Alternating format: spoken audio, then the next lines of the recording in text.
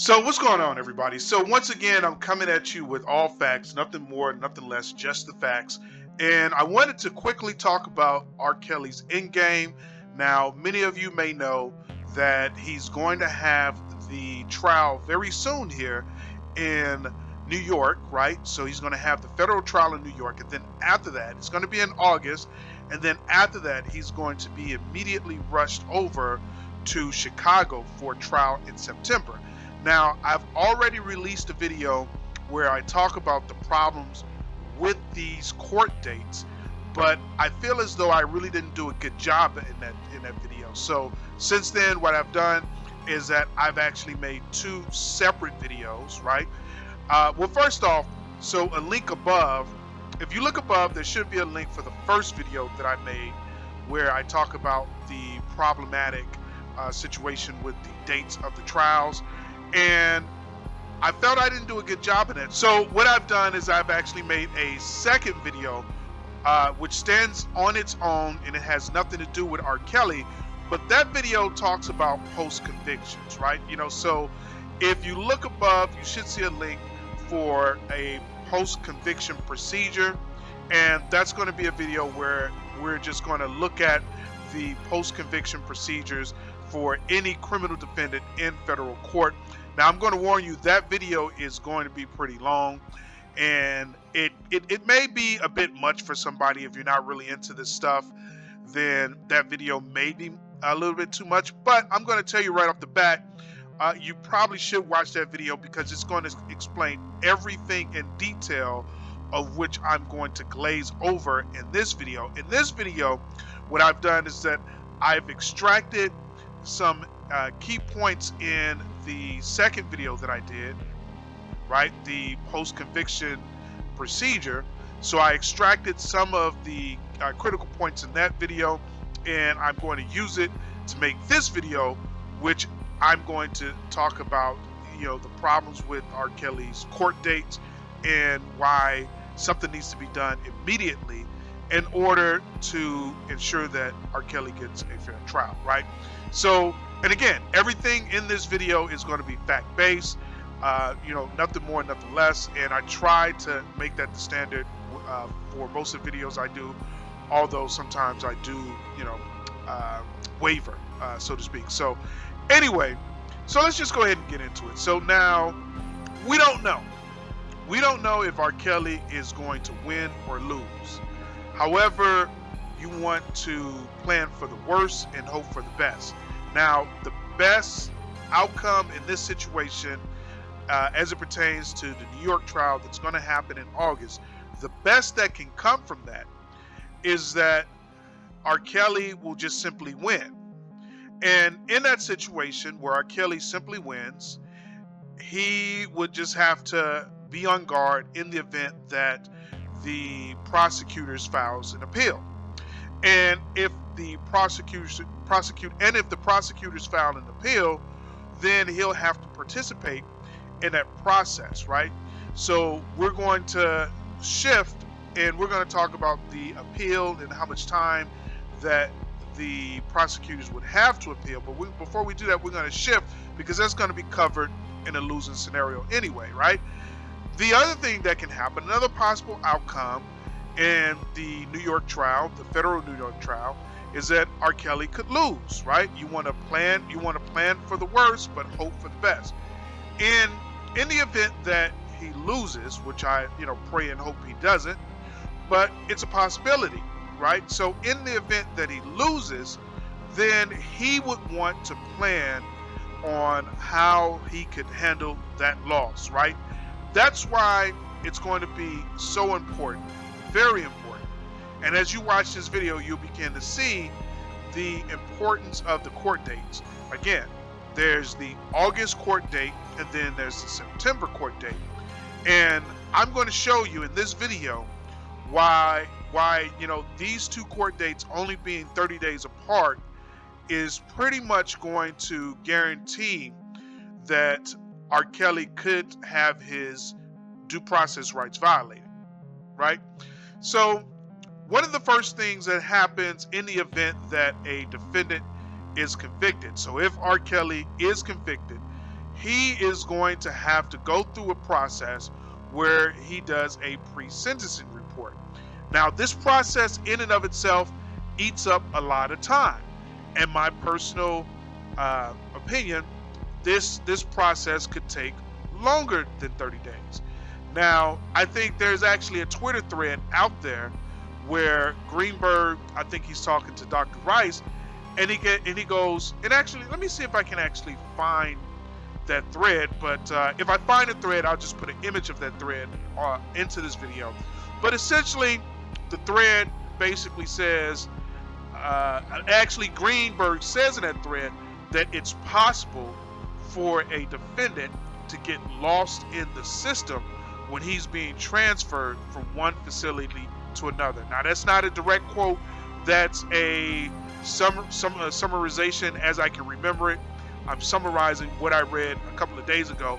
But if you think about it, it's possible that things can go wrong in the transfer and a person can get lost in the system, and it'll take a while for that person to pop up in the other facility while they're being transferred. If you've ever worked with the government, if you've ever done anything with the government, more than likely you have it. If you're an adult, you know how things can be lost in bureaucracy when it comes down to dealing with the government. So that makes this the dates even more problematic, right? Because you have the situation where Rkelly has to do a pre-sentencing report, or he has to participate in a pre-sentencing report, and at the same time he's going to be transferred from one facility to the next, right? So this right away is a red flag where something needs to be done to ensure that he receives justice. And you're going to see why the pre-sentencing report is important, right? So essentially what's going to happen in the pre-sentencing report is that Rkelly is going to be assigned a probation officer. And again, all of this is based on the theory that he loses. Again, I'm not saying he's going to lose, right? Plan for the worst, hope for the best. So in the event that he loses, Rkelly would be assigned a probation officer. That probation officer has to have an interview with Rkelly. And essentially, there's a lot that's going to go on in that interview. But essentially, the probation officer is going to be going over, just generally speaking, the defendant's history and characteristics, including any prior criminal record, the defendant's financial condition, and any circumstances affecting the defendant's behavior that may be helpful in imposing sentences or in correctional treatment. Information that assesses any financial, social, and psychological and medical impact on any victim. And then when appropriate, the nature and extent of non-prison programs and resources available to the defendant. So that last point right there, basically shows that, there's a possibility that, yeah, he could be convicted, but if the cards are played properly in the pre-sentencing report, there is a chance that Rkelly could get no prison time because he would participate in a program. Now, I'm not saying that's going to happen, but from my understanding after reading a lot of these federal rules of criminal procedure, that is a possibility, right? So in order for something like that to happen, Rkelly would need to participate in the pre-sentencing investigation, right? So how is he going to have time to participate in that investigation when he's going to be immediately transferred back to Chicago? So I mean, these are things that we have to think about. And again, the pre-sentencing investigation takes time. There's a lot that goes into it. One of the things that can happen is that Rkelly would get the opportunity to object the information that goes into that report, right? So one of the major reasons Rkelly wants to be present for a pre-sentencing investigation in the subsequent report is because he wants to spin his narrative into that report to make himself look good so that he can actually receive less time or no time at all, right? So from my understanding, and we're not going to get into the what's the word I want to look for here? We're not going to get into the technicalities of the actual pre-sentencing report, but from my understanding, in the pre-sentencing report, you want to not necessarily refute the refute the conviction, but you more than likely want to see things from the alleged victim's perspective. Well, they're victims if he's actually convicted. You want to see things from the victim's perspective, and you want to show remorse. You want to prove to the court that this is a bizarre situation, and it's not something that's normal, and it's not something that would happen again. Those are the type of things that go into a pre-sentencing report. And again, you're looking to basically paint yourself in a soft light so that you can receive less time or no time at all. Now, with that said, what goes along with that is that if information is in that report that you don't agree with, you have time to object to the report, right? So you should note that you only have 14 days to object initially to what's going into that report, right? So in order for Rkelly to object to what's going into that report, he has to, number one, participate with the interview from the probation officer, and then number two, he has to be around to object to the report. I don't see a situation, I don't see things working out with Rkelly being in transit and they say, hey, we'll mail the pre-sentencing report to you and then you can object. No, that's just going to not make any sense. Rkelly would need to be in close proximity to the probation officer who's going to actually interview him so that he can make the objections. Now, he's only going to have 14 days to object to the initial pre-sentencing report, and that's going to be important. He'll have multiple opportunities to object, but the initial objection is going to be important. And the reason it's going to be important because after receiving the objections, the probation officer will meet with the parties to discuss the objections, right? So the way this works is that Rkelly will have the interview, then Rkelly will get the opportunity to soften the pre-sentencing report. He'll get the opportunity to identify with the probation officer or with his lawyers programs that he could participate in that would reduce or eliminate any potential sentence. And then if the pre-sentencing report, once produced by the probation officer, contains any information that is essentially going to make Rkelly look bad, then Rkelly would have the opportunity to object. But remember, you only have 14 days, and I would ask the simple question, how would Rkelly, number one, have the opportunity to participate in the interview, and how would he have the opportunity to object if he's going to be immediately transferred so that he can meet his September trial, right? So after the objections, there's another phase in the pre-sentencing investigation, and with that phase, Rkelly gets to sit down with the probation officer, and he gets the opportunity to discuss the objections and try to correct the pre-sentencing report, right?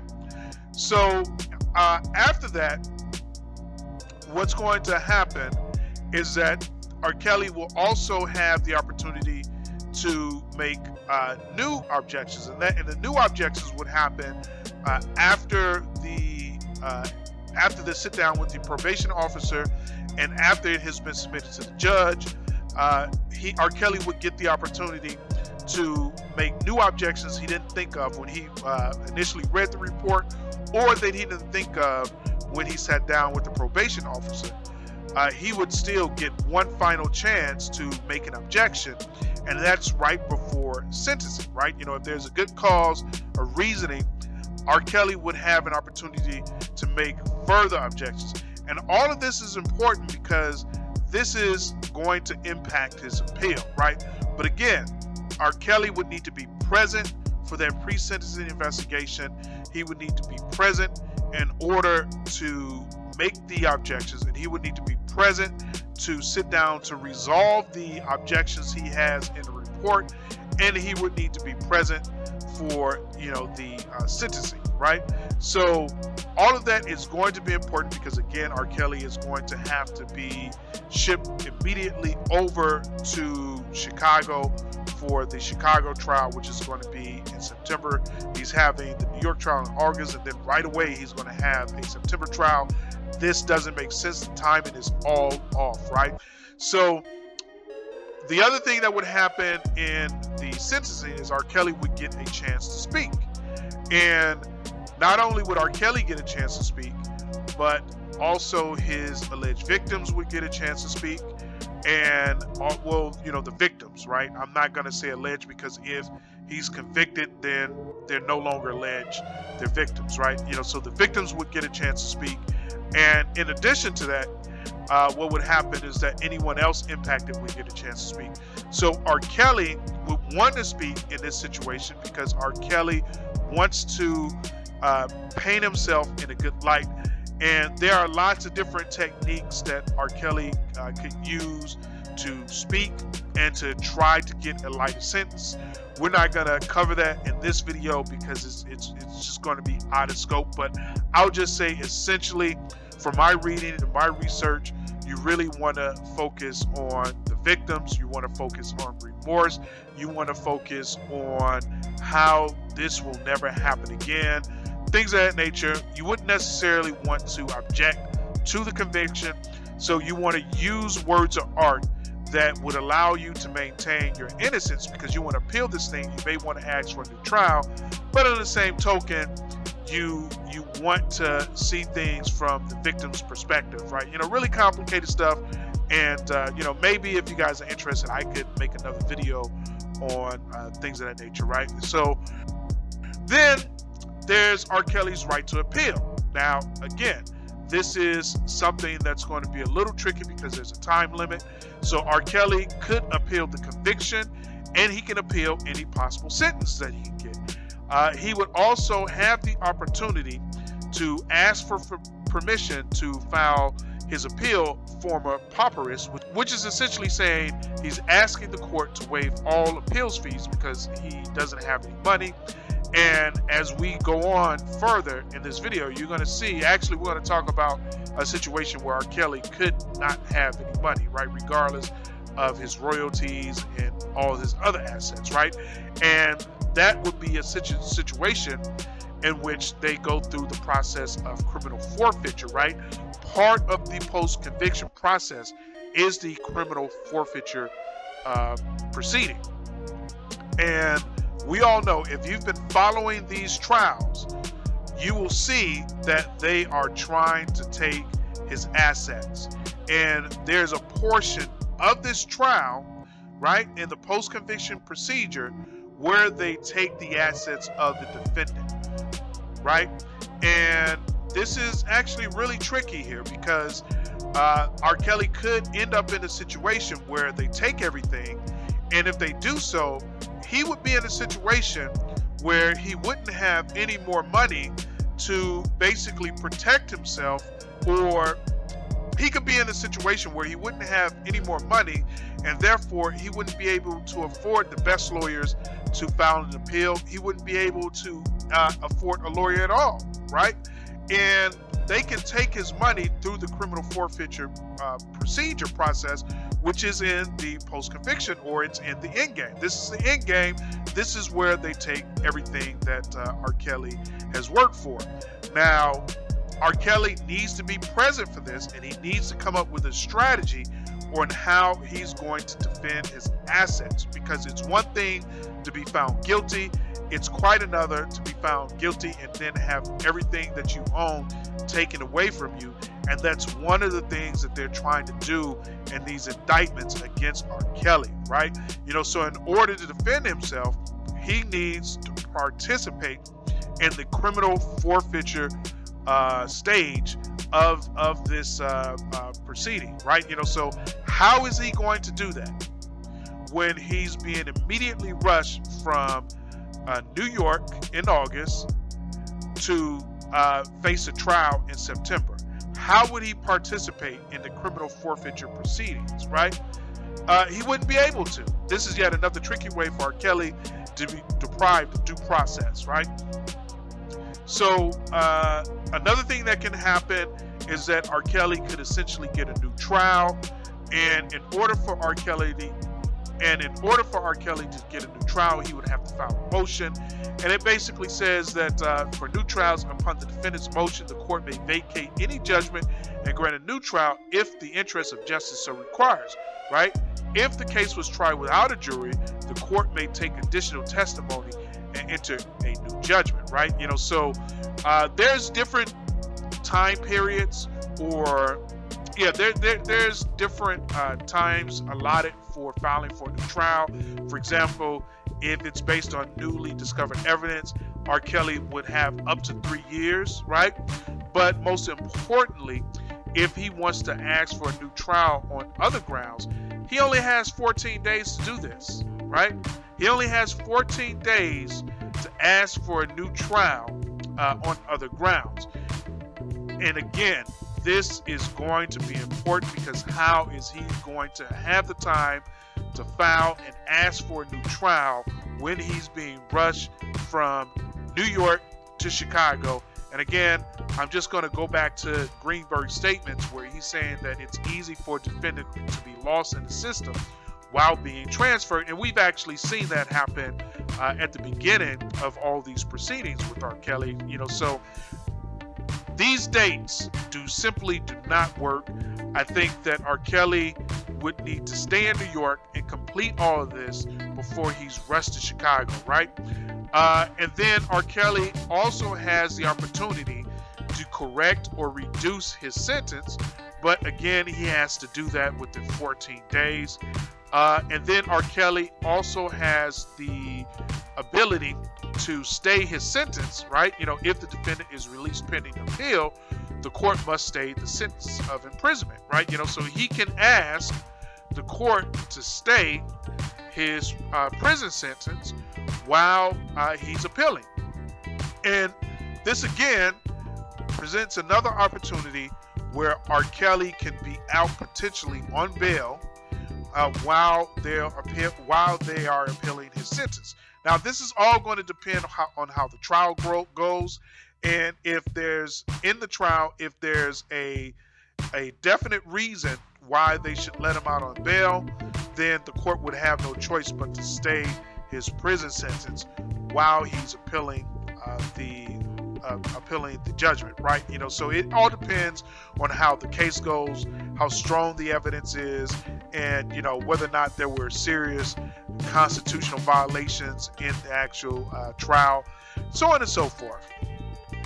So for the most part, this is it in a nutshell. Rkelly simply needs to correct these dates as soon as possible in order to ensure that he receives a fair trial. There's no way, in my personal opinion, you guys let me know what you think, right? Again, I'm not a lawyer. I've never been to law school. I'm just some guy on the internet reading all these federal rules of criminal procedures and so on and so forth. But you guys give me your opinion, right? Do you think they need to do something about these dates? Me personally, I think Rkelly needs to stay in New York and complete the New York process and not go anywhere until that process is completed, right? I'm not saying that Rkelly is going to be convicted. I hope he isn't convicted. But again, you have to plan for the worst and hope for the best. And if the worst happens, there are lots of things that can be done to either eliminate Rkelly's sentence or reduce his sentence altogether. And of course, we're looking at his appeal. So for these reasons alone, I would say Rkelly would need to reschedule the Chicago date to sometime in January. And I would say, or he could reschedule the New York date to sometime in probably March of next year, right? So you guys let me know what you think. Does any of this stuff make sense? Do you think that the dates are problematic? Do you think that they're trying to put him in a situation where he wouldn't have time to appeal, he wouldn't have time to ask for a new trial, he wouldn't have time to have an effective pre-sentencing report. Do you think they're basically trying to railroad him? Let me know. Leave your questions and comments below. Please like, share, and subscribe. Thanks for watching.